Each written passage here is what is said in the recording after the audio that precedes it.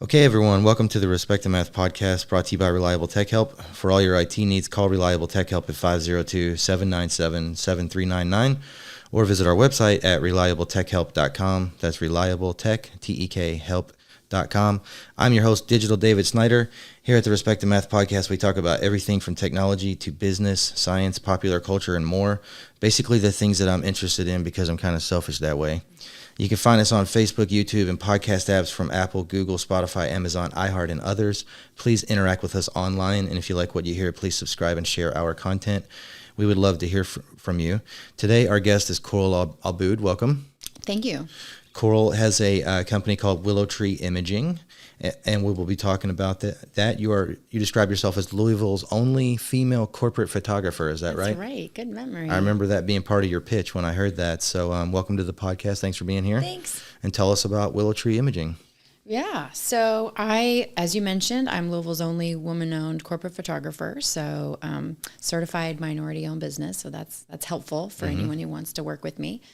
But yeah, I primarily work with businesses in their image, and that can be photography or it can be in their brand overall. So kind of upstream of their marketing, helping them get their brand defined and cleaned up and organized in a way that they can execute their marketing more easily. Yeah, and you use the word imaging, so it's not just photography. I'm sure you do some design work and also... That's right. Well, the morphing of that, I've been doing this for 13 years now.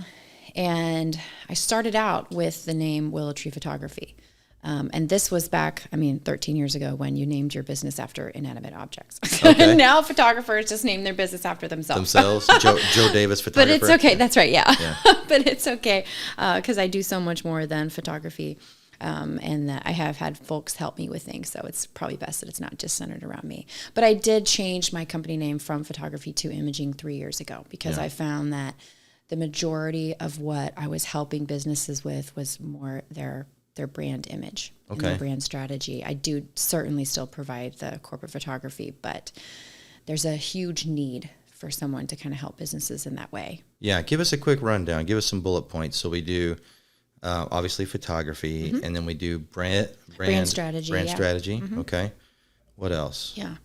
Those are the main two things. Now, brand strategy, how that executes is very complicated. There's a lot of different ways that can flesh out, but those are kind of the main two things that I help businesses with. Okay. And I referred a client of mine, Eric, sent it to you, and you can definitely do some things to help enhance his brand, right? Yeah. So, being able to kind of just take a look at a business owner, business thought leader, solopreneur, whoever it may be, being able to just take a look at everything they have going on in their marketing, whether it's their website or their Facebook page or their LinkedIn or their reviews, whatever they have going on, to step in and give that kind of global perspective, say, hey, here's where you're executing beautifully. Here's where everything looks good, it's consistent, or, oh no, if I didn't know you, I would think these were different businesses. Like your logo's different here than it is here, and this picture is not the same as this picture. There's really not anyone that's just having that objective, fresh eye on businesses and just offering to be a sounding board. And that's a niche that I definitely hold, where I'm not selling websites or selling direct mail or selling, virtual services in that way. But I just kind of come in as a support to the business owner or the solopreneur, and I'm really passionate about that. Whether I'm just giving them the peace of mind that, hey, you're doing really good, you're on the right track, keep going. And they're like, oh, good, or, hey, your website looks amazing, wouldn't recommend any changes, but ditch the Facebook page. You don't need that. Your audience is not on fit. You're creating more work for yourself. I like to come in and offer that consultation and just give the peace of mind and give guidance. And if they have needs with creating consistency, or maybe they don't have a brand guide, or maybe they just have no plan, they need someone to create a plan for them that then someone in-house can execute. Those are the ways that I like to step in and just help. I'm glad you did that. I'm glad you elaborated there, because it's not just brand strategizing and photography. I took some notes here. You're going to advise them on their web presence, their social media presence, their reviews. I'm assuming like Google business page reviews, that kind of thing, Facebook reviews. It's a comprehensive suite of services you can offer to kind of take a look at their entire their branding in a generic sense, but you can break that down into individual categories to where you can say, okay, like you said, you're strong here, you're weak here. Let's and then you mentioned in the Facebook example, like your customers on Facebook, people need to know what their audience is, right? Yes. And they need to steer their resources, and most people have scarce resources, whether it's time and or money they can devote towards it. I would think that's a really good value you can add to. Oh my goodness, your clients. Yes, but it's not. A lot of people are not, they need that, but they're not necessarily aware that anyone offers that service, because I don't know anyone else in Louisville who does. Yeah, it sounds like a nice little niche you have for yourself. Do you collaborate with any web people or social media people? Or? I do, yes. So I know probably 25 different web developers in the city, and I have 3 that I've worked with on different projects, and they're all kind of in different price ranges. So depending on what the client's needs are, what their budget is, I like to refer to the people that I know are really caring for that person or that business with the same altruistic goals that I have, that we really align on brand and philosophy in that way. Because there's so many people out there that are, peddling websites or whatnot that aren't taking the time to ask the questions like, hey, who's your audience? Hey, what sets you apart from your competitors? What's the edge that you have? What are your goals for your business? Where do you want to be? Why are you even doing a website? I mean, they're not necessarily advancing the business. They're just providing the product, which is totally fine if it's a business that already knows all those things. But most of the businesses in the small business sector do not know those things, and they need someone to guide them.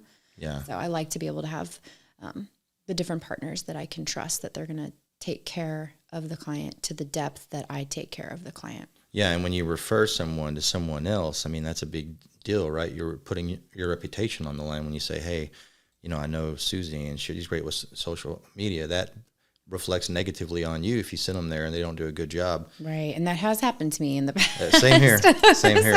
Sometimes it's almost to the point where I'm like, I don't refer people anymore. Like, you know what I'm saying? Yeah. I had one recently. It's like, and I'd worked with this person for 13 years. She was great. No issues. And I send her a great project, and I'm collaborating with her on this project with my client. And just seemed like she wasn't interested in doing the work anymore. I was like, that's fine, but let me know so I can find somebody else. And we were having to chase her and everything. No. Yeah, it wasn't pretty. So. And that's why the marketing industry has such a bad rep. Yeah. There are so many people that are overpriced and taking advantage, or just not hitting deadlines and ghosting people. I mean, that's all I hear a lot of times is horror stories from previous photographers or previous marketing people. Yeah. So. Yeah. In terms of like businesses out there being what I call transactional, they want to sign you up for a website, get you on a monthly fee, or charge you some project rate. And like you said, not all of them, probably less than half of them are even taking the time to learn what the person's motivation is, what their background is, who their target audience is. And so I would think there's probably not a lot of competition for what you do out there, because you're going so deep with these people, finding out what makes them tick and doing all of this kind of inventory of their motivation and their target audience and so forth. I would think that would set you apart. One thing that stuck with me when I met with you the first time is you mentioned you were an empath.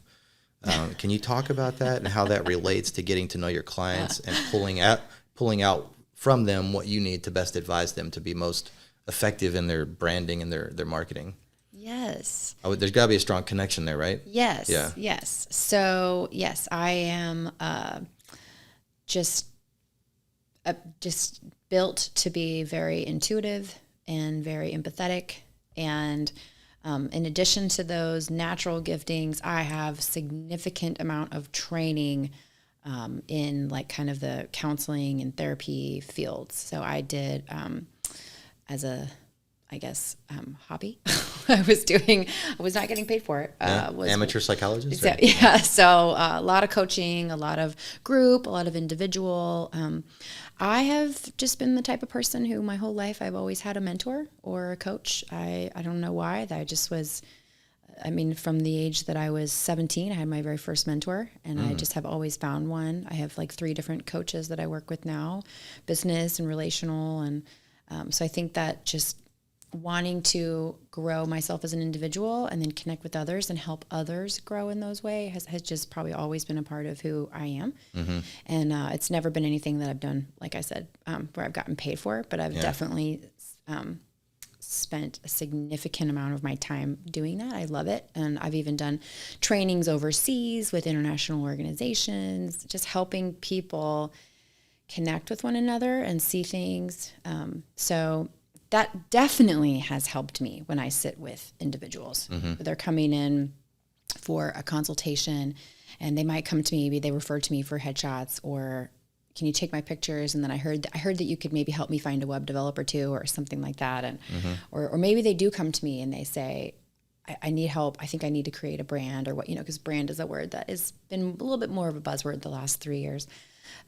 But yeah, so to be able to do the coaching that I do with them, which if we're gonna create a brand, or we're gonna kind of update a brand and get really clear on our messaging and our goals and all that kind of stuff, that looks like 3 or 4 kind of coaching sessions that we do, and those 100% of the time will turn into therapy sessions where people are sharing, and I just hear over and over, I don't know why I just shared that with you. I don't really ever share that with anyone, because they feel safe and they feel comfortable and they know that I'm just there to help them and to draw out of them everything that they're thinking and feeling, and organize all of that. And I really, they know right from the beginning that I am on their team. I'm in their corner. Yeah. And that super helps. And people are always like, oh my God, I learned so much about myself during this brand coaching session. I'm like, it's magic. I love it. That's why I get passionate about it. And do they lay down on a couch or anything? So, I do.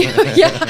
Yeah. David's been in my office. I do in the back room have a sofa and some chairs. And I haven't had anyone lay down, but I have had some people lay back and kick their feet up and, do some deep breathing and go, man, I'm really glad that I'm taking the time to sit down and think about this, so. Yeah. Well, your ability and your willingness to connect with people is very sincere and authentic. It's obvious. I mean, 5 minutes in the room with you and, it's pretty obvious. So I think you're in the right space. Thank you. Yeah.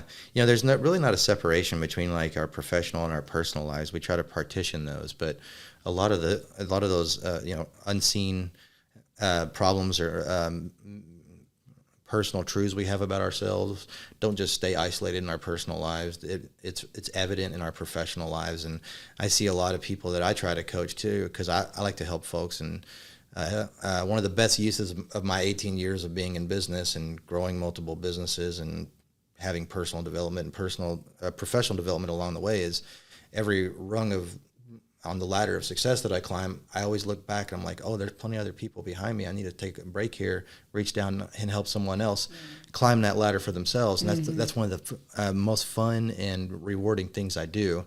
And the reason I brought that up is helping other folks get to where they want to be is, I lost my train of thought there. Mentoring, oh yeah, right. When you do that, that was quick. Usually it takes me a lot longer. Hey, I'm 40. I'm 43. It's only getting worse. That was impressive. Yeah, but no, the idea is when you're doing that, when you're coaching somebody and all the surface stuff, well, they're not making enough money, or they're not managing their payroll properly, or they're not marketing effectively, whatever it might be. You can almost always trace that back to some personal, issue, whether they don't have the self-esteem to charge in the marketplace what they're actually worth, or they don't feel that they deserve to have big one for me is organization. Like I can't tell you how many people I know that are small business owners that are successful and have no idea what their numbers are. Like, how much gross profit did you make last month? What was your revenue over the last 6 months? What's your average pay? I mean, all that kind of stuff. And it almost always leads back to some type of personal, psychological self-esteem issue or something, something that happened. Yeah. There was, someone once told me there's no such thing as a business problem. They're all relationship problems. Mm-hmm. So even if it's a relationship with finances, a relationship with yourself, with time. Yeah. Like if you struggle, it's interesting to think about it that way. Yeah. Makes it easier to create a plan to say, okay, if I'm struggling getting in my budget every month, then I have an unhealthy relationship with my budget, right? Yeah, and my finances and my thoughts around money and that kind of thing. So it's. And a lot of people have an unhealthy relationship with themselves, right? Mm-hmm. I mean, Dr. Phil says you can take the person who on the surface is beautiful and successful and lives in a beautiful neighborhood and drives an expensive car and has a beautiful family and all that, but on the inside, they might have what he calls a personal truth that's very negative. And so we all know those people, right? Unfortunately. And I think you probably deal with that a lot when you're, coaching people on various aspects of their business. I think I have an idea that would be fun. Can we do a little impromptu coach branding session with me? So just pretend like I'm your typical client walking in. Ask me, even though we've already done this, we'll go through it again. I think it'd be good for the audience to see the process, right? Yes. In real time. Yes. So I'm David Snyder. I have an IT company and a couple other businesses. Advise me. Ask me those questions you would typically ask to get to know me, to get to where we can improve my branding and my marketing. Oh, okay, okay. Sorry to put you on the spot. So we just, no, it's fine. Okay. So we just met, or you've come to me because you've heard of something, some service, or you have some question? You were referred to me by someone who said you're really good at helping people enhance their marketing and their branding. So I'm coming to you for that. So, you're coming to me for that. Absolutely. Okay. Yeah. Well, I mean, I would right off the bat just say, what are the goals that you have? What are the questions that you have? What's working really well for you and what's not working really well? Okay. So where are you at, David? Yeah. What's up with Reliable Tech? Yeah. Are you happy with where you are in your business, or are there things that you're feeling like you want to grow in? Yeah. It's good you asked that question. So we're going through a transition where I've had just myself, and David Hastings has been with me for 12 years now. Mm-hmm. So for a long time, it was just a 2-man show, and we brought a new guy in named Justin who's working out really well. And one of the challenges I'm having to face is, okay, how do I step away from that day-to-day working in the business stuff that now I've delegated to him, so I can get a more broad view on the bigger aspects of running a business, growing it, developing people that work on my team, and so forth. And so for me, one thing I had to come to the conclusion was when you delegate something to someone, the bad news is they won't do it the way you do it. The good news is they won't do it the way you do it. Yeah. And so what I learned is if I let go of those minor issues where he doesn't do it exactly the way I would, I open myself up to a new world of possibilities where he can bring new and fresh ideas to the table. Mm-hmm. He might even figure out a better way to do it, right? Mm-hmm. And if I'm clinging to those little things I'm hung up on where he's not doing exactly I would, I'll miss out on that fresh perspective or those new ideas he might bring to the business. So that's a challenge I'm having right now, particularly coming from the lower middle class and not having much. This business outside of my family is my life's work. So it's hard to, let go of that. So how would you advise me to embrace more of delegating so I can focus on bigger picture issues of growing the business, developing my people, and so forth? Oh my goodness. Delegation is the key to success, in my opinion. Yeah. So, but I hear what you're saying, that stepping into that delegation, finding the right people, trusting that they're going to do it in a way that maybe isn't the same as how you would do it, but it's in a way that's going to benefit the company, is really, really important and can be challenging for some people. It doesn't sound like it's really that challenging for you. You're able to kind of, some people will say like, let go of the control, but I like to think of it as give them their opportunity to fly. Yeah. Because we really, that's what we need to do, is let people do certain aspects of our business that they are way more gifted in than we are. So I think kind of having that mindset shift from, okay, I'm going to have to trust someone else to do this for me, to, hey, let's find the right person that is going to come in and do this in a way better that you ever did it. And you're like, God, that was such a good decision for me. Yeah. I feel the load off, as opposed to like a strut, you know what I mean? Yeah. So I mean, I would say, have you ever done the culture index? Oh, my so call? I know. Well, you happen to know him, but it is, man, when you're talking about team members and, especially businesses that have smaller amount of employees, really having the right people in the right places is so important. I've worked with businesses where maybe they're family businesses and no one's getting fired, but maybe we need to rearrange who's doing what. So-and-so has maybe done sales for 10 years and they're kind of underperforming, and, family members like, I don't want them doing sales anymore, but I can't fire them. What do I do? It's about having that third party that can kind of manage everyone's roles, and having someone come in and use something like the culture index and very quickly, in just a matter of minutes, kind of see where everyone's giftings are and then rearranging them. And hey, you've been doing sales, but man, you're really more inclined to be a manager or this or that. It's about getting the right people, getting people in the right spaces where they can flourish. That alleviates the stress. And if you still need to hire another person to do another role, that's perfectly fine. Yeah. So I think a lot of small businesses, they approach hiring, especially now post-pandemic, they're approaching hiring from a place of desperation. So we are missing a lot of people in our workforce, and it's like anyone who can come help can work, and if that's the situation you're in, then that's the situation. But it's still worth having.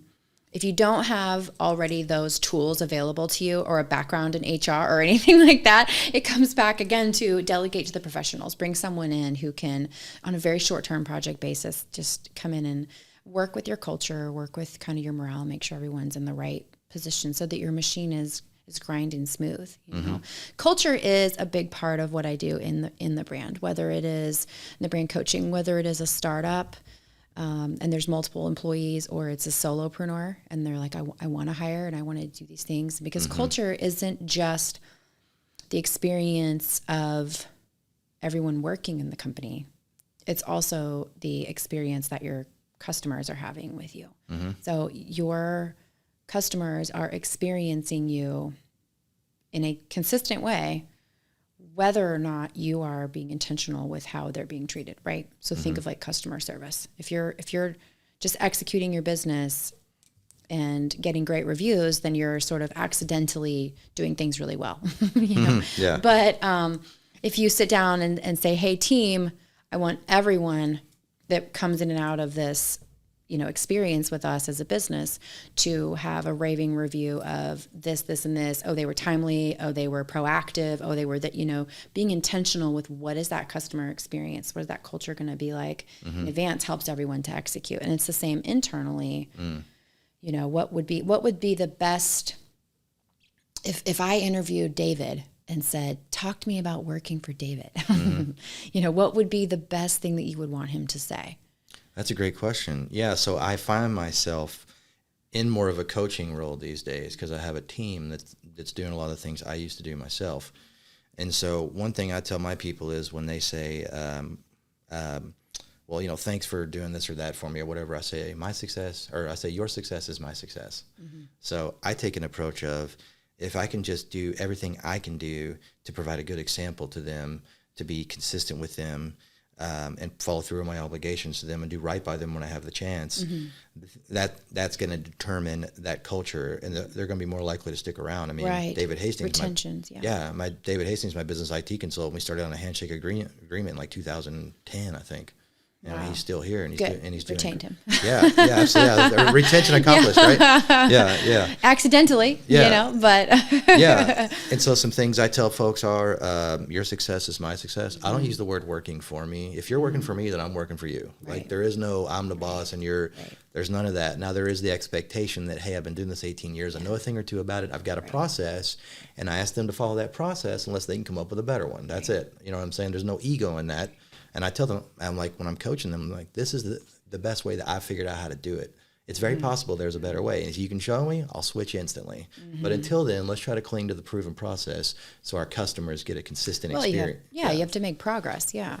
So that's a couple things too. You mentioned, so advise you. I mean, that would be, in order for you to have more peace of mind that you're on track with delegating to David, I would take a deep dive on the culture and potentially look at roles and culture index and stuff like that. Yeah, you mentioned that. I did the personality profile with Mike, and it was very interesting. So some things he says that came to mind when you were talking about that is the right person on the right bus in the right seat, right? Yeah, that stuck with me. And then I also heard Dave Ramsey, who's a big influence on me. He talks about how when you're by yourself, when you're solo, you can kind of row your boat in any direction you want, right? And there's different strategies to where, you want to row upstream, you want to row downstream. What do you want to do? But the second you bring other people in, you have a responsibility to row in the same direction together. And he tells people that if you row together in a wrong direction, you'll end up better off than rowing in the right direction opposite of each other. You see what I'm saying? Yes. So I think that really stuck with me too when you were talking. You want to comment on that? Yeah. And there's you just bring up such a good point that nowadays there are so many people starting their own business. There's so many good ideas. There's so many people that are just jumping off the cliff and building the plane on the way down. And one of the things that I try to everyone though, when they come to the point where they can't be a solopreneur, they need to hire people and it needs to be a team. There is kind of that struggle of, who do I hire first? What do I delegate? This and that. And I have a business coach who talks a lot about, the difference between you being the center of maybe you've seen that graphic that's like it looks like a little starburst, and it's like you're in the middle and then there's all these little lines coming out. I haven't. Like you're the center. I'll have to find it and send it to you. Just briefly. Basically being the center of your own business's universe and, doing all the things, being pulled in all the directions. That's how things start out. Looks like a little, starburst, a little circle in the middle with all these lines coming out. Just a little visualization of the structure of your business. And then what you want to transition to is like an extension of that, where you're no longer the center, that there's one of those lines comes out to another dot, which shoots out more lines, and you get away from being the center of your own business. So it doesn't all revolve around you. There's no bottleneck to you. You don't necessarily, just because you started the company, you had the vision, you had the motivation, and you had all the resources to get it off the ground, doesn't mean that you necessarily need to stay in that leadership position. You don't necessarily need to stay the visionary. You don't necessarily need to stay the manager of people. Usually, and Mike will tell you this, usually the person who has the big idea and the energy to create something amazing does not need to be the person who is managing the staff. Right. Those are two very different personalities. And so, it makes sense to someone when you tell them that. They go, oh God, it is my company. But you're totally right. I hate having to manage that's not what I love, and it takes kind of a seasoned small business owner to come to that place where they go, oh my gosh, I've got to delegate this. I've got to bring someone in. And I think if people can get ahead of that a little bit earlier, it'll prevent some of those bottlenecks. It'll prevent some of those growing pains. You know what I'm saying? No, it's a great point. You're diluting yourself when you're trying to wear all these hats. Now, when you're getting off the ground and you don't have a lot of resources beside yourself and your time and your talents, you can do that, but it's not sustainable over the long run. You also don't have very many clients then. Right. So as the business grows, the needs grow. It's. Yeah, that's a great point. I like the term servant leadership. I think Zig Ziglar said you can have everything you want in life if you're just willing to help enough people get what they want. You asked me about my culture. Another term I like to use is you can't push a rope.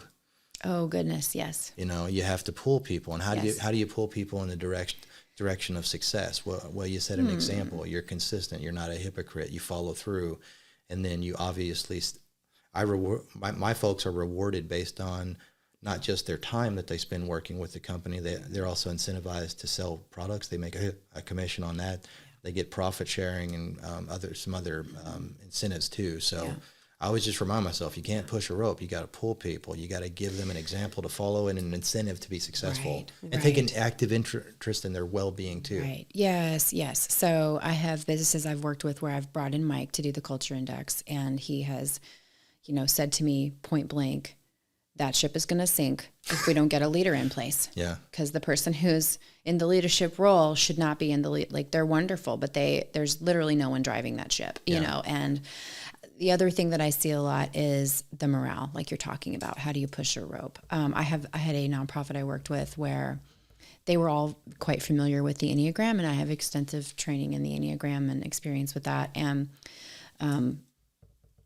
we looked at everyone. They had already done the test. So we looked at everyone's profiles. And we had 2 branding sessions that, weren't originally scheduled, brand coaching session, but it was about their internal, it was so important for this nonprofit. It was about their internal culture and everyone feeling appreciated.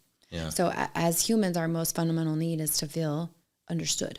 Yeah. We just want to be understood. And then we want to be loved, right? But when empathized with, appreciated. Nonprofits are just smaller nonprofits are just notorious for just overworking their volunteers or their staff. I mean, there's more work that needs to be done than there's people to make it happen. And we are capable of doing this. We are capable of showing up and just busting our asses and doing what we need and just grinding it, right? But we are also human and we wear out. And it is proven that we wear out much sooner if we do not feel like our exhaustive energies are being appreciated, if we're not being seen, you know? And so it was very important that the staff of this nonprofit feel appreciated. And so we did a deep dive on their Enneagram and had a session about it and talked about, okay, you know, what is it that makes you feel appreciated? What it is that makes you feel, and I know that's like really soft and gushy, but it was really important. Yeah. And the leader of the nonprofit, who is an incredible human being, was just wired different. And she was like, oh, I can tell you every day what I'm happy to verbalize to you. I can't even begin to tell you how grateful I am. So all she had to do was start saying a couple times a day, thank you so much. It just relieves my stress. And then that employee was like, I'll be here early tomorrow, you know? So it's about, you said, how do you push that rope? How do you make someone do? I really think it's more about appreciating them and inviting them to grow into their giftings, which is why it's so important to understand what our skill sets are. Yeah. Meeting them where they're at. Mike Hall mentioned not everybody wants the same type of reward or praise or recognition. And he mentioned a client he worked with. They brought her up on stage at this big event they all have for the company and gave her this award, and she was horrified because she doesn't like to, she'd rather be recognized as part of a team player. Yeah. And when they thought they were doing something nice for her, and she was terrified, right? Because that's just not her way of getting recognized. It's not her way of, she wasn't, so they have to take the time and put the effort in to learn what makes each person tick. And that's where empathy and compassion come in so significantly there. Yes. Couple notes I made here. You find yourself managing egos and personalities a lot, right? Yeah. And it's not necessarily, like you said, the leader of this nonprofit, wonderful human being, just not a good manager of people. It's no reflection on your character, your integrity. You're a good person, but you got to break through that, right? And communicate to that person, especially in a nonprofit setting, the whole point should be to help do good and promote the purpose, the cause, right? Well, you can make the argument, you're not doing that as effectively as you could. You're not helping as many people as you could if you're not having the right people in the right positions to make that happen. Or you're having constant turnover, which we see in a lot of small nonprofits that are overworking their employees. Overworking and underappreciating. I'm going to be consistent with what I said earlier. Most of them are overworked, but we have problems when they're underappreciated. At least once a week, I call my guys that work with me and I say, hey, man, I just wanted to thank you for this job that you did. I appreciate you. You'd be surprised how far that goes. Oh, my goodness. Words of encouragement pretty much works with everyone. But if you were in a pinch, if you were having morale, the culture index and Enneagram and things like that, just they're tools. They're tools that, businesses use, and they can really revive a company. So I want to come back to the Enneagram because I'm interested in that, and you're obviously very, very experienced in that. So I have some questions for you. One thing my mentor told me was back before he was retired and sold his business, he was working like 90 hours a week, and I was like, "Why'd you work so much?" And he said, "Well, I never wanted to ask my employees to do something I wasn't willing to do." And that really stuck with me, because he was asking his executives and his leadership team and all those folks to, sometimes come in 60, 70, 80 hours a week to meet a deadline or whatever it might be. And he's like, I couldn't live with myself if I wasn't willing to set the example, of, hey, I'm asking you to do this, I'm willing to do the same. So I thought that was worth mentioning. And I'm immediately going, red flag. We need to hire more people. Yeah. No, talk about that. Talk about that seriously. Yeah. I mean, that's a lot of hours in 1 week. That's right. And it's unsustainable. It's unsustainable, and it could be very easily argued that that's not going to be healthy for everyone on your team. Now, that might be fine for one person. One person might be voluntarily spending 90 hours at the office. Or short bursts, but you can't sustain it over the long term. It's not sustainable, and it's not for everyone. Yeah. And if you want to have a healthy culture, you've got to really consider the work-time balance. Yeah. The work-life balance is extremely, extremely important. He took it so seriously. They had a Christmas party every year for the employees, and towards the end, they had thousands of employees. And the one thing people walked up and asked him about every year is, are you going to sing and play your guitar with the band? And so he took that seriously. He didn't know how to sing. He didn't know how to play guitar. He went to the pawn shop and got the cheapest guitar he could get, bought a cord to plug into it, and just ran it around back so people wouldn't see it. He wasn't even plugged in. Oh. But he would spend time preparing for each year's Christmas party performance. He'd actually practice with the band, learn how to lip sync the songs and everything. And so, oh wow, yeah, I thought that was that's really amazing. Yeah, he can tell this person has a big heart for his employees and the culture that they have. But he gave me so many great examples. He said one time a guy came in, it was an optometry practice, with a pair of glasses that they don't sell, and he had obviously like smashed with a hammer or something, right? So you know what he did? He brought the guy in, gave him a free eye exam, and replaced his glasses for free. And I said, why did you do that? And he said, because that eye exam and those glasses cost me about $75, and I just bought tens of thousands of dollars worth of priceless advertising that I couldn't go and purchase if I wanted to on some radio station or on some TV channel, because that guy's going to be a lifelong customer of mine now, and he's going to go tell everybody he knows how Jerry took care of him. So I thought that was really good. One other thing, dovetailing into the Enneagram, Dave Ramsey's a big influence of mine. I mentioned that earlier. He said he took that, and then he came home and he showed the results to his wife. And she said, this is what's wrong with you. I've been trying to tell you this for 25 years, and now I have on paper proof of what's wrong with you. I thought that was really funny. I will say yes. It is experience of mine personally and in working with other people is that you need to hear the truth about yourself from someone other than your significant other. Right. Isn't that funny? It is. You could sit there and you could tell your significant other the same thing every day for a year, but you know, there's the dynamic of a relationship, right? You're used to being criticized by them or tweaked by them. But if one person walks in, the neighbor or something, points out the exact same thing, they're like, oh, I've been trying to tell you that for a year. But that's a great point, right? Yeah. Yeah. So, and it has a lot to do with the way the information is coming at you, the way it's delivered, the packaging. But it also has a lot to do with your willingness to hear it. Now, someone who's going to take the Enneagram or the DISC or something, they're in a place to learn something new about themselves. They're in a place to be a little bit vulnerable. Here's some things they already know. Here's some things maybe they don't know. Maybe they're going to agree. Maybe they're going to want to process it. But they've set themselves up mentally for self-reflection and self-learning. That's totally different than when you walk into the kitchen and your spouse is like, blah, blah, blah, blah, blah. That's not what you were planning for that day, you know? Yeah. And we are creatures of habit, and we're going to have habits and behaviors that, spring from our childhood, or just like little fickle things that we've picked up over time that we probably could lose if we were intentional about it. But it is definitely worth being on that journey of growth and understanding where they come from. And again, when you take the time to do one of those tests, you're in the space to understand why. Why do I do what I do? Otherwise, there's no, so what? This is what I do. I don't need to change what I do. You can't make personal or professional growth and development without acknowledging the why behind why you're doing what you're doing or not doing what you're not doing that you should be doing.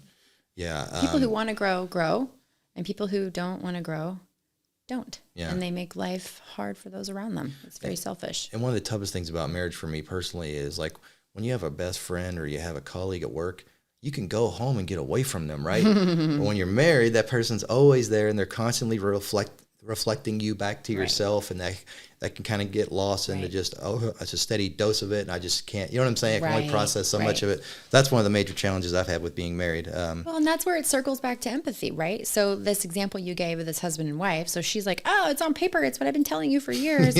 And so maybe it was kind of a point of frustration for her, but then after he gets his Enneagram results and she's able to read it and go, oh, that's where it comes from. She's now understanding the why. So then she's able to be more empathetic and more compassionate and more patient and have more grace and say, okay, well, now that I understand your intention, right? You're not intentionally, like, let's just like take it. Let's just take a chore. Let's take like taking out the garbage or doing the dishes, right? Like kind of stuff that a lot of times couples will be like, oh, you can see it. Why didn't you do it? You're waiting for me to do it, right? Like kind of that negative cycle that we get stuck in, right? So if you found out that you're like, if you found out after 10 years of marriage that your spouse is like super ADD, you'd be like, oh, that explains a lot. It's not that you're not loving me by doing this act of service, which is my love language. Same with my wife. It's that you did think about it and then you totally forgot a half a second later. Like you would suddenly understand that person more and then you wouldn't be so hurt by their actions. And then they know, oh, that's why I can never complete the projects that I'm starting on. And then they can work on that. I mean, knowledge is,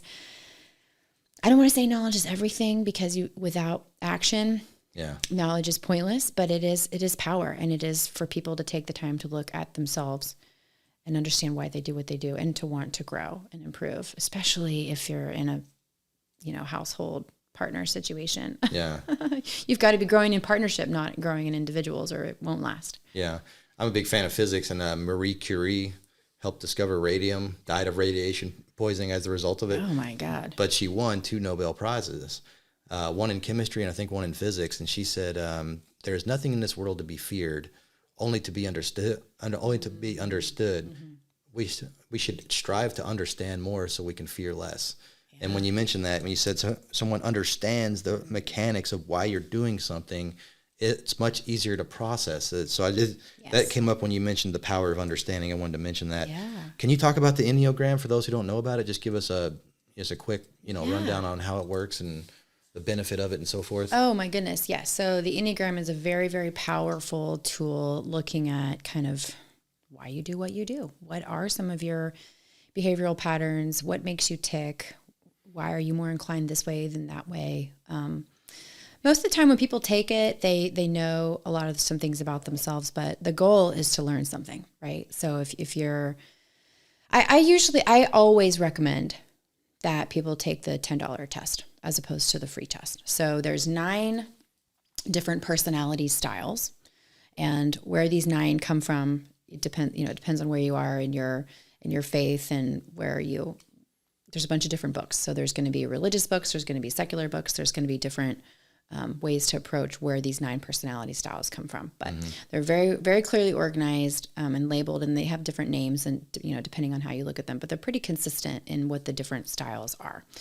Mm-hmm. The test that I like for people to use is WEPS, which is WEPPS.com. And most of the time, because I think this was pretty heavily trending like 5 years ago, people would do the free test and it would tell them their single most dominant style. So 1 out of 9, it's going to tell you your most dominant style. So it's a scale of 1 to 9? 98% of time you're using style 7 or you're using style 4. Does that make sense? Is there 9 total styles? There's 9 total styles, yes. But I really love the $10 WEPS test because what it does is it gives you your percentage of all of the 9 styles. Mm-hmm. So like for me, I score really highly in several of the styles. Now I have one that's like 99.9%, but then I have a bunch that are like 98, 96, and those all still matter because we are dynamic. So one of the things I love about the Enneagram is that it's not putting you in a box at all. It's not saying, oh, you're a style 7 and there's a name for that, and then this is you always. Don't use this as a crutch. Use this as an excuse. Well, I'm not that way because I'm a this. You know what I mean? It's really meant to be more used as a tool by way of checking your blood pressure.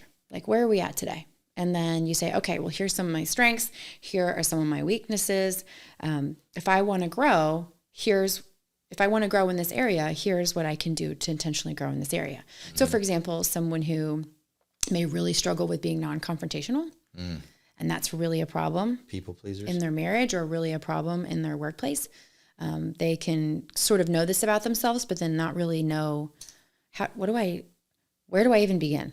To work on myself without having to necessarily pay a therapist or this or that, and there's a ton of research out there that says, hey, if you want to improve on this, do these things and work about this. And so, I love the Enneagram, but the other thing that I love about the $10 test is that and there's more expensive ones that'll go into even more detail, but I think this is enough information, is that not only does it give you your scorings in all 9 styles, but it tells you your resourcefulness and non-resourcefulness. So if you think about it kind of as like 9, you have a tool belt with 9 tools.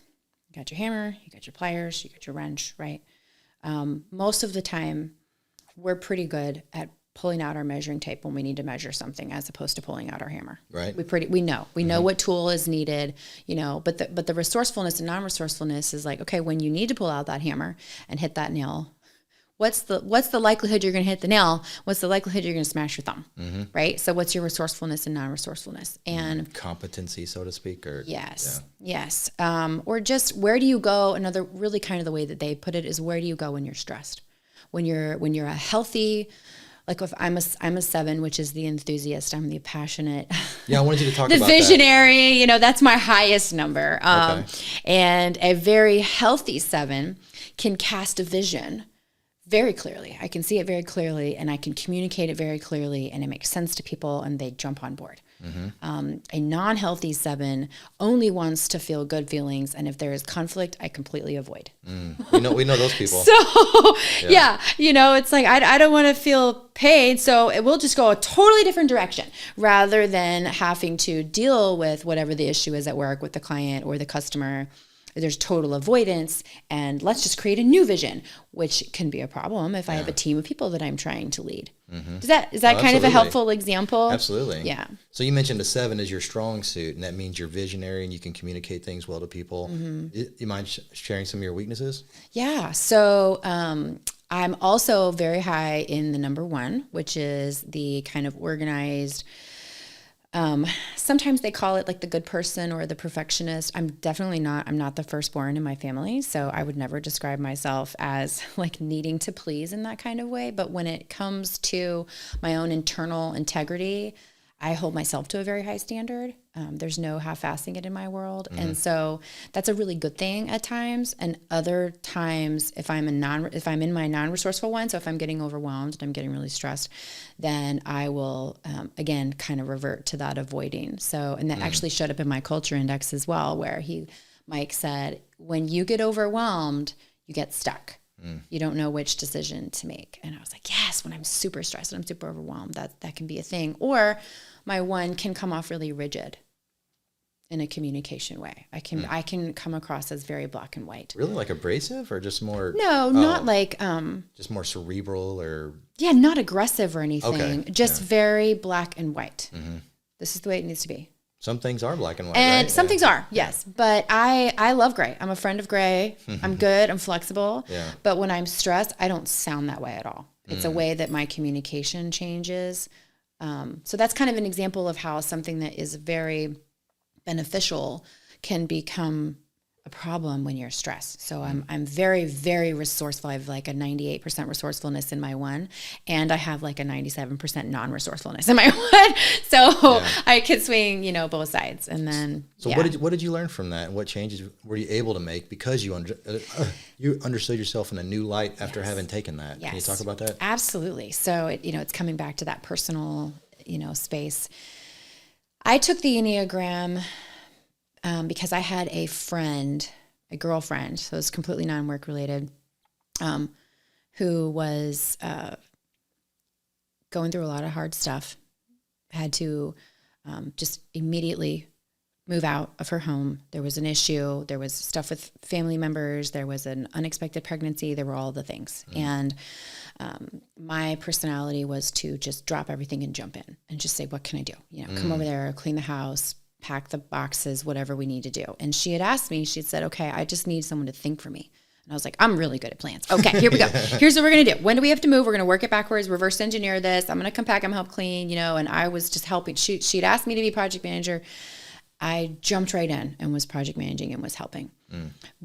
But I wasn't meeting her in an empathetic space.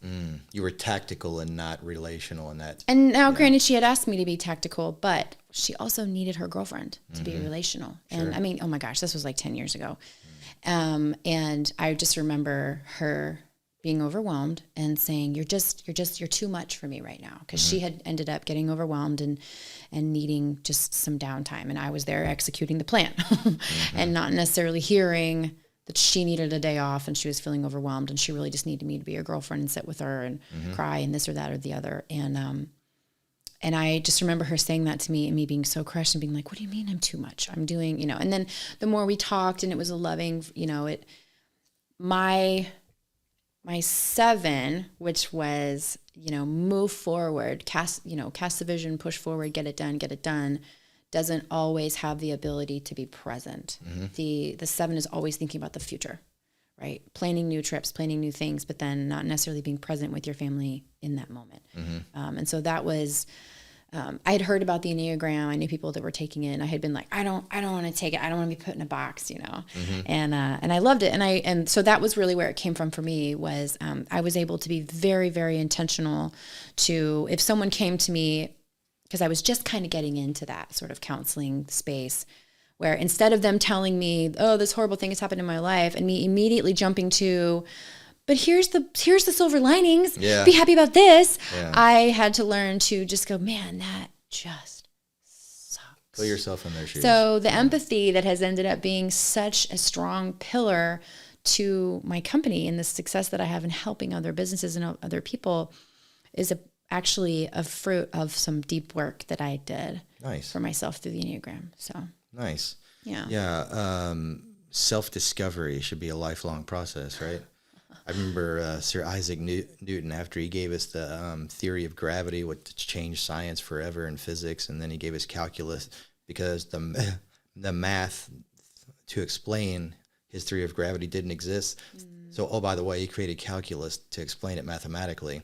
And later on in his life, he said, I've been like a boy standing on the beach, looking at this or that shell or this or that pebble, looking for a nicer or smoother one. All the while, the great ocean of truth lie before me undiscovered. Wow. And if Isaac Newton can say, wow, I've been immature after all of his accomplishments, and he realized, hey, the great ocean of truth lie before me undiscovered. Wow, if he can say that, certainly we can try to learn some more things about ourselves and make some development, some growth. That was a great conversation. I really appreciate that. I'm sorry my stories are so long. No, this is what we want. This is compelling. People should enjoy this. I wanted to circle back to a couple things here real quick. So it's Coral Abood with Willow Tree Imaging. You get your foot in the door with these clients because they need a headshot. They might need some photography done at their office for their employees, or if they're having an event. But you also have Urban Bird and Company, and it's a shared workspace. Do you want to talk about that briefly? Yeah. So that's a private co-working space, which I think people are becoming more and more aware of.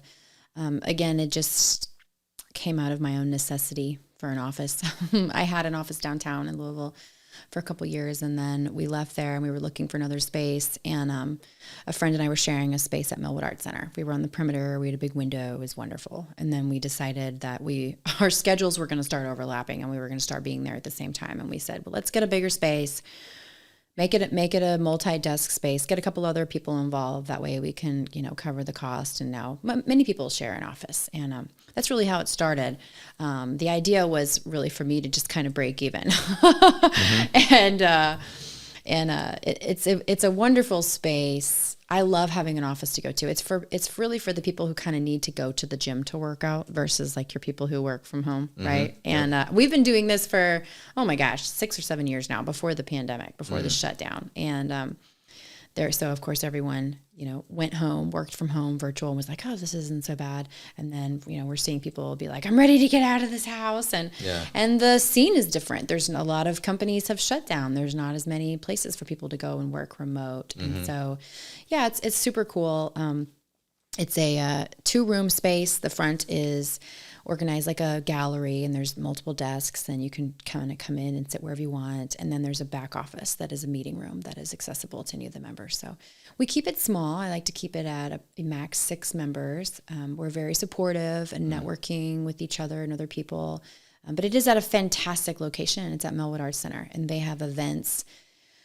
Oh my goodness, at least twice a month. There are thousands of people crawling all over the Arts Center. And we have a fantastic spot. So we open the double doors, and people come in and they want to look at the art, and then they say, oh, what's a co-working space? And we kind of explain that we're just a remote office for people. And we've got business cards there. But I am the only space that offers advertising for my members. So, one of the biggest draws for a business owner or a business representative would be the business address, because a lot of the other co-working spaces in town, they don't offer the business address. Some of them do, but they don't offer marketing. So we have a website with marketing. We have marketing in the hallway. So we're and we tend to kind of be a hub. So I'm always looking for someone to join because I always have people leaving. So we've had a lot of startups come in, and then they get to the point where they need to start hiring and they need their own space. And I'm like, go baby bird, and then I'm looking for someone else to join the space. So it's a very sweet kind of collaborative, small community that we have. Yeah. And the people who join your workspace, you're promoting them. Absolutely. There's documentation on the outside of the, I guess, the glass window that talks about each person and what they do and their strengths and so forth. So you're not just getting a workspace, you're also getting kind of co-branding and co-promotion. You're pulling resources together, collaborating with each other and so forth. And a ton of exposure you wouldn't be getting if you were still working from home. Absolutely. Yeah. And I can vouch for it personally because I went there, had a great session with you. We sat in that back room and you kind of interviewed me, and we talked about lots of different things, and you got to know me as a person, as a business owner. It was really eye-opening and interesting, and you were gracious with your time, so I wanted to give you a testimonial on that. Thank you. You guys owe it to yourselves to go to Urban Bird and Company, shared workspace, and that's in the Melwood Arts Center. There's a ton of diversity there. You'll find leather-making businesses and restaurants and shared works and all kinds of other stuff, and like you said, it's very active. You owe it to yourself to go check that out. And I used to do some creative work in photography and graphic design, some video stuff. And I can tell you it's important to have not just a photographer. It's important to have someone who can learn about you and not just give you this transactional one-off, okay, here's your headshot, I'll see you in 2 years. Right. Coral's going to take the time to learn about you, learn what makes you tick, and advise you on not just your headshot, but also I'm assuming your promotional materials like brochures and your website, social media, all that kind of thing. So make it all consistent. Yep. And attractive. That's the whole point of it, is we need to be attracting your clients to you. Absolutely. Yeah. So I vouch for Coral. I've been to this shared workspace. She's read my mail, so to speak, when we were there. Give us how people can interact with you. Phone number, social media. How do you want people to contact you to learn more about your business? Oh, my goodness. Yeah. They can text me. They can call me. Okay. 502-612-9286. Is that the best way to interact with you? You want to give an email address or a website email, or anything? coral@willowtreeimaging.com. Okay. You can also go to the website, willowtreeimaging.com. Primarily, what you're going to find on the website right now is examples of photography. Because when I did that site a few years ago, I positioned myself to try to find some web development partners. And I didn't want to put a whole lot out there about the brand and stuff because I didn't want anyone who's in a true kind of marketing space to think that I was a competitor. In reality, I'm not. I'm looking for partners. And so primarily when you get on there, you're going to see a bunch of photography examples. I'm working on a rebrand for myself. I have a company that's helping me. So I help people. I need someone to help me to kind of get that. Now that I have some good, solid, web developer and marketing partners, I can really kind of lead with what I do the most, which really ends up being more of like the brand coaching and the guiding and all that. willowtreeimaging.com. You can message me through the website or email me or call or text me. And then if you're interested in the office space, it's urbanbirdandcompany.com. Perfect. And how do you spell your first name? Coral. Coral. Coral. So that's Coral, Coral at willowtreeimaging.com. They can email you. They can go to the website, willowtreeimaging.com, and also urbanbirdandcompany.com. And give them that phone number one more time. 502-612-9286. Perfect radio cadence. I like that. I learned from Vicki. Oh, Vicki Rogers. Our mutual friend. Yeah. Absolutely. She's great. So I wanted to say something briefly. I tell people a very small percentage of the population wants to hear the truth, probably less than 10%. And then I tell people of that 10%, probably half of those people are equipped to actually process and do something with the truth. So we talked a lot about self-discovery and personal development and all that. So I tell people to keep in mind, meet people where they're at. Yeah. That's the key. Yeah, meet people where they're at. If you just bludgeon them across the face with the truth, even if it's right, it's not going to be effective. You're going to push people away. You're not going to accomplish your goal. And so I've had to learn that the hard way. I used to be the guy with the chip on my shoulder telling everybody what was wrong with them. I'm like, wait a minute, what's wrong with me, right? And how can I better package and deliver this in a way that's going to be received and processed as opposed to resisted? So I just wanted to throw that out there.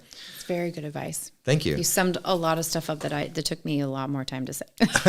Well, you did the same for me. I always tell people I've got more to learn from you than you could ever learn from me. So, and I mean that. But I have 3 questions for you. Yes. This segment of 3 questions is brought to you by our nonprofit, See Good to Be Good, which aims to act as a source of hope, motivation, and inspiration to help folks achieve their dreams. We're currently accepting donations to help fund our needs-based scholarship to help a young person pay for their education in the arts. If you'd like to help us with that, please let us know. Question number 1. Why are you successful?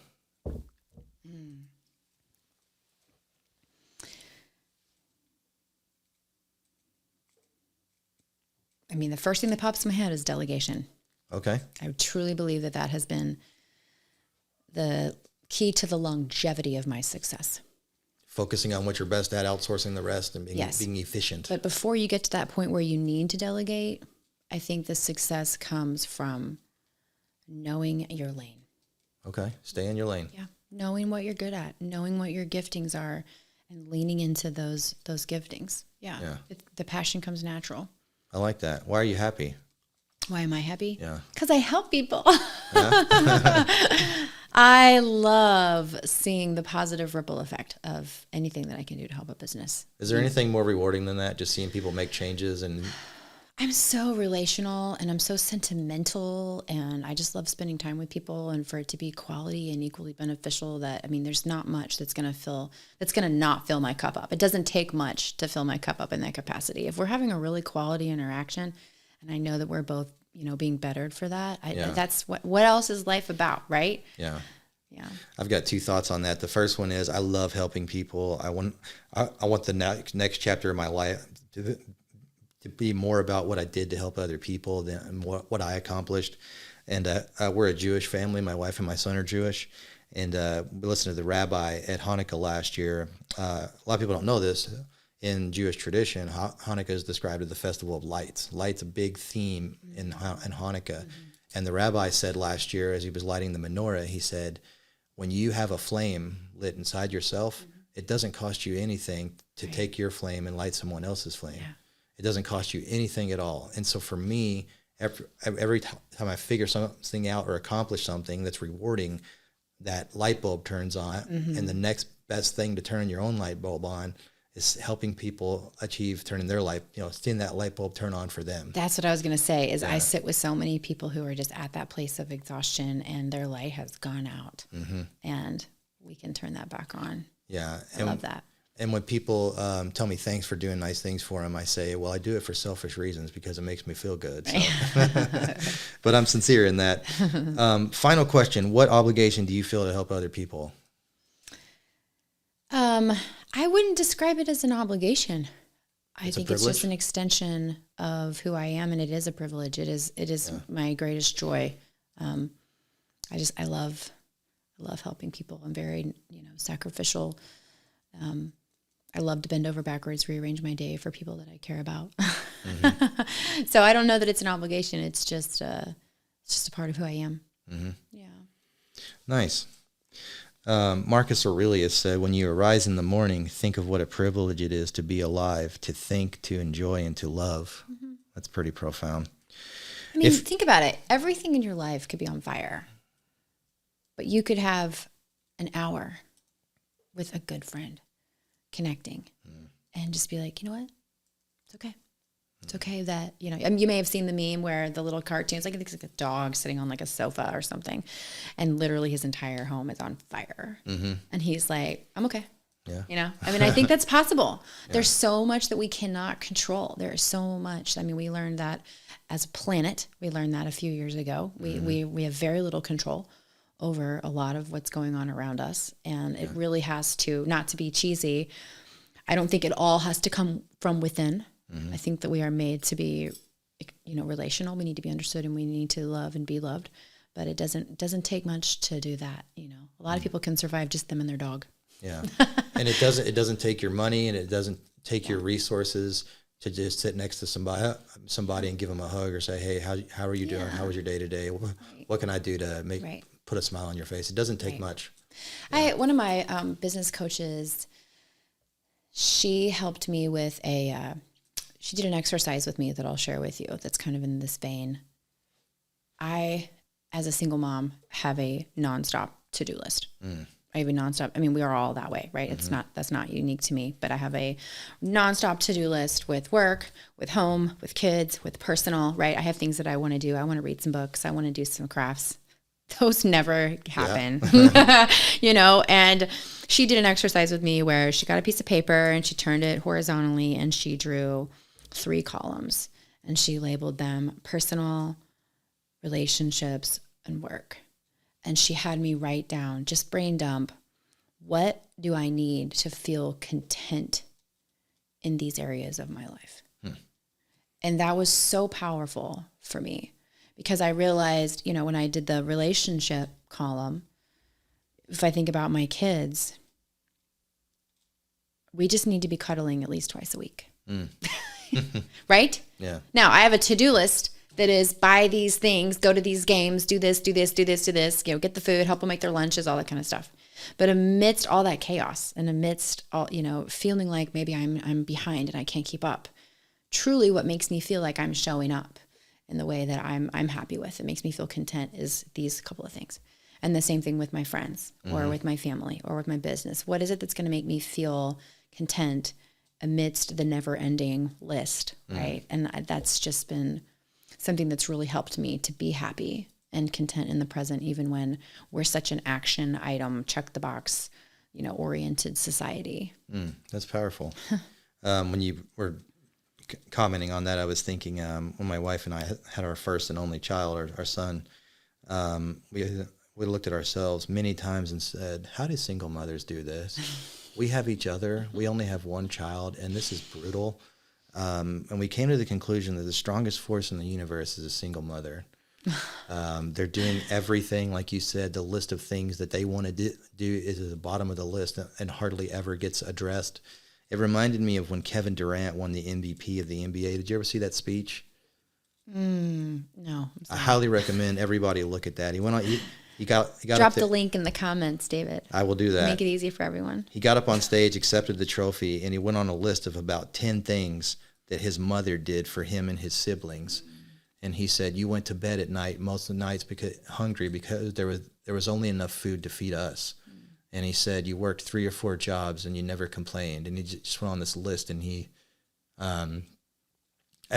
hard for me to get through it. And he pointed to her and he said, you're the real MVP. And she was in the audience, and it was just so profound and meaningful. Yeah. So I'm gonna send this link to my kids and be like, just get ready for this speech. That's right. You owe me this. Yeah. At some point. Absolutely. Yeah. Yeah. Again, it's all about that appreciation. And my kids are bigger now. They're 13 and 15, and every once in a while I get a message or a hug that just says, thanks for doing so much. The other day I had to run around and find a uniform that was missing and get it up there before the game, blah, blah, blah, and my daughter sent a message and said, I really appreciate how hard you're working to make this happen for me. Yeah. So makes it all worth it, right? Yeah, it does. Yeah. I would do it again, baby. I would do it again. Absolutely. Yeah. If you would like to be a guest on our show, or you would like help creating and or distributing your own podcast content, please contact us for more information. I'd like to take a moment to thank the talented people that work behind the scenes to make this podcast happen. There's the effervescent producer, David Snyder, running audio and video. Thank you. The intrepid David Snyder, casting and scripting the show. Thank you very much. And finally, the brilliant and gifted David Snyder, editing and distributing the show online. That's a fine group of folks there. I know I'm kind of partial and biased towards them, but I'd like to thank them for their contributions. I want you to add in little sounds. I think your humor is so dry, and I love it. I think we need to do a radio show and add in some funny little sounds. I like it. Maybe even some sarcastic stuff. Or, yeah. A cheering crowd. That's a great idea. We're going to do a show, the next episode. We're going to turn the tables here, so to speak. Coral's going to host the Respect the Math podcast, and she's going to interview me, and we're going to learn all about who is Digital David Snyder. That's right. Yes. So he didn't include that in my interview today, but I did a little review of his podcast, and that was the first thing I said.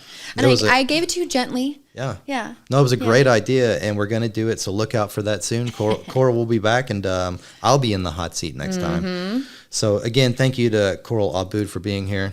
She's with Willow Tree Imaging and Urban Bird and Company. Please contact her. Reach out to her. She has some wonderful products. I can vouch for her personally. give her your time. I'm sure you won't be disappointed. I'd like to thank the listeners and our sponsors for making the podcast possible and hopefully successful.